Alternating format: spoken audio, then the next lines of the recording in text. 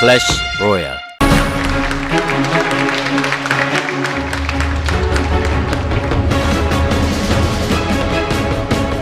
Welcome back, guys, to the SSL. We're in the midst of Dark versus Classic for the round of 4, match number 1. It's all tied up 1-1.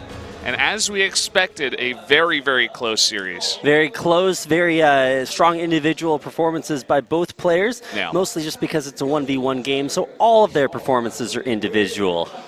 There you go, Rapid. You figured it out. You got it down. That's my expert analysis, guys. But what I meant there is that their individual characteristics are what are leading them here to the to their victory. Dark likes to play aggressive, did it well, and then followed up with solid macro play. He's won SSL before, and that's one of the reasons why. He's got that all-around kind of strategy. It's great at best of sevens, as absolutely. I said. You know, every map there's going to be a new strategy, a new approach. Right? We're going into Frozen Temple for game number 3. It's a 2-player map. It's one of our smaller ones. Maybe we see more aggression out of Dark. Maybe we see, proxies are pretty common on this map as well. You see a lot of Dark Shrine proxies here, usually against Terran, but I don't know, maybe Classic could mix it up too. Well, let's see if he can. We're about to get into game number 3 here, guys, so if you have not filled in your liquid bets yet, get out there and do it.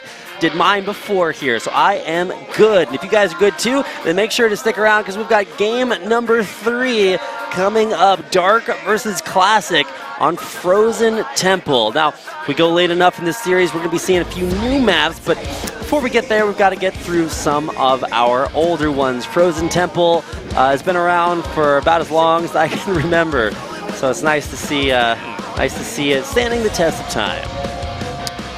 So guys, we are going to jump into game number 3 right now on Frozen Temple for this PVC of Classic versus Dark.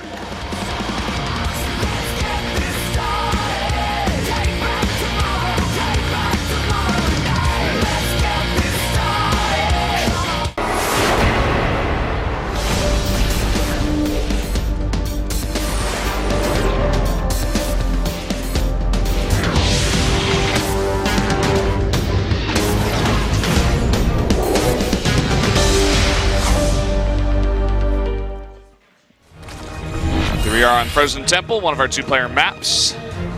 And up here in the top left in the red, the Zerg player winning that last one, it is Dark. More fan comments, this time from Shade, who's ironically a fan of Dark.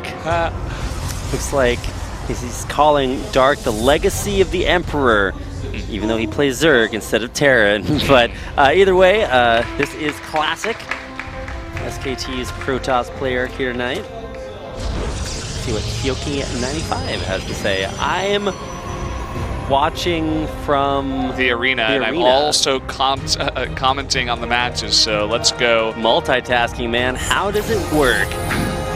Let's see what the opening builds are for both of our players here. Early expands once again, so we're not one-basing it, but it will be interesting to see what our opening strats are. Dark, he knows when to hit that kill switch, and he's done it many, many times. Did it in game number 2.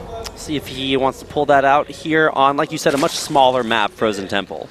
And Classic sent a very, very early probe, even to make sure that Dark was not going for, going for an early hatchery. But guys, we are going to see some aggression here, a very, very early Roach Warren from Dark. I want to see how many drones he goes up to. Usually you stop it around, somewhere between 20 and 30, depending on how all in you want to go.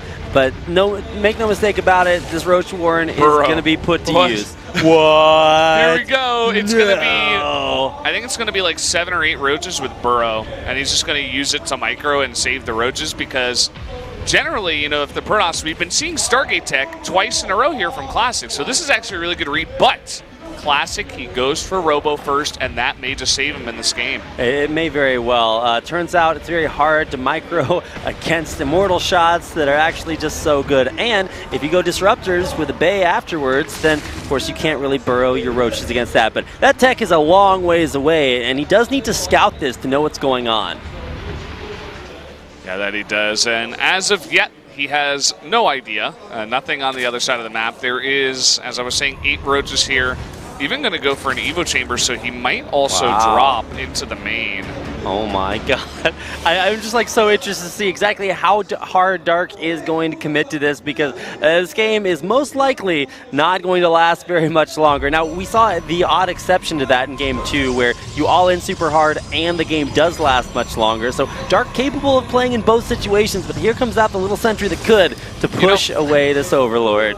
Classic is actually going to have just so much stuff to defend this with the Immortal popping out and all these gates. I think he was going for an Immortal all-in, but actually this might just save him. The Roaches are here at the front poking at this Zealot here, and some of the Roaches do get in, but the first Immortal is out.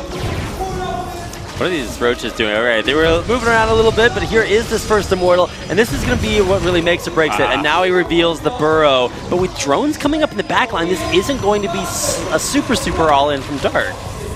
Yeah, it's just some pretty heavy pressure early on in the game, you know. It's a very interesting idea, something definitely that you can do only on a map like this. Moving his Roaches forward now. I believe they can one-shot workers with just 3, if I'm not mistaken. But he's actually going to go for it.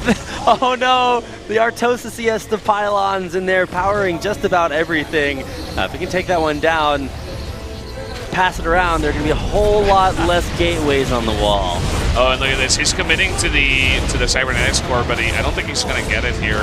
Not with the warp in. He has too many gateways, and even warping in some Zealots. Just get right in there and do that DPS. He's not burrow microwave here at all either, so he gets one. He just wanted to snipe down that Cyber core, and he's committing so much to doing it, but he does get it with the other 2 Roaches there on the right side. Wow. So nicely done. The mind games, able to still take it down, so that's a little bit annoying. It will stop all of his Stalker oh wait, he's not doing that, but in the end, it is still annoying. It's being rebuilt, and this is actually kind of interesting to see from Dark, because that was what we've seen look like before a super hardcore all-in, but Dark's not committing to it.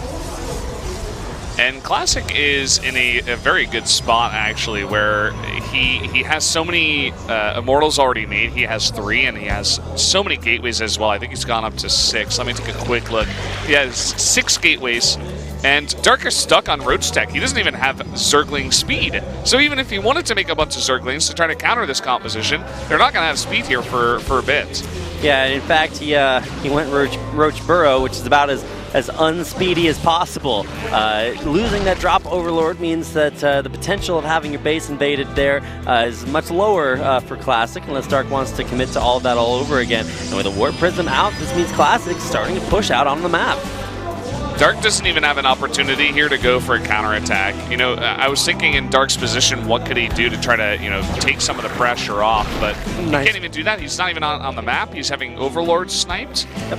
Nice little micro there, and we will have Ravagers out here for Dark, but I mean, Zergling speed will just barely finish in time for this push to come in here. I actually thought Classic was going to push much more quickly, but instead he is going to let that upgrade finish, and oh man, Dark might be in a little bit of trouble. Now, he does have those 3 bases up that he needs, but he's on par with Workers, which is never where you want to be as a Zerg, and man, this is actually some really cool play. This is really cute, actually. It's just such a good idea because you do cut down on the time. I guess he could have just gone to the left instead, but since he is kind of caught in the middle there, he does have to ferry his units over. Oh, he's going to come from 2 angles, actually. Yep, and that Zergling will scout it out as well. We'll see if these Ravagers make good use of those Corrosive Biles. They're coming down. They do actually hit a lot of those Immortals on the back line, but there might just be too much Protoss, all those Adepts, and even Zealots in the front line going to town.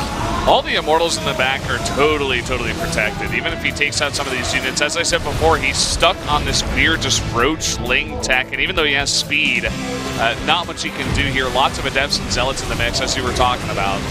Great splitting there by Classic, except for that one lone Stalker, but there's just not enough Zerg here to survive.